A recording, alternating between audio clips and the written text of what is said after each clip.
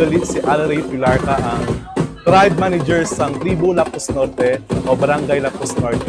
So ang amon tribe consists of 50 performers and 10 drummers.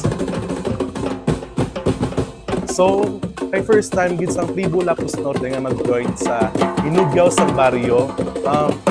Ga-prepare kami nga makita ang best namon kag mga showcase gid ang talent sa mga kabataan sa August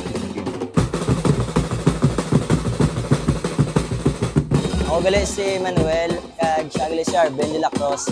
Duwa kami ang choreographer sa Tribu Lapus Norte. Preparasyon da Lapus Norte malawig.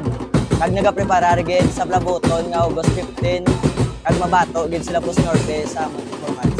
Nga ba nami makahatag nami nga performance para sini nga Inugyaw sa Barrio Obrero. Ako gali si Daryl Dave Villacro sa ang tribe leader sa Tribu Lapus Norte.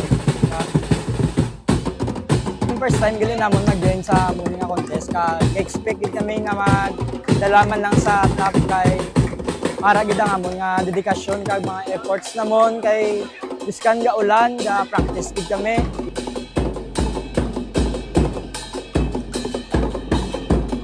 Gabi sa tanan, ako gali si Kagawad Albert Obral. Hugot nagasuporta sa Tribu Lapus Norte. Napasalamatan ko man tanan nga nagbulig. Napasalamatan gid namon ang inyong suporta sa sininga tribo. Kabay pa nga paguli si Jimmy kag padayon ang ining ilikoton sa barangay.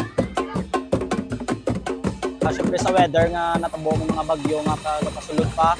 So sige lang, push lang namon gid as long makaya namon partner ko kag sa mga dancers, sa drummers kag sa mga artistic team nga go pod sa amon para sa Inugyaw sa Barrio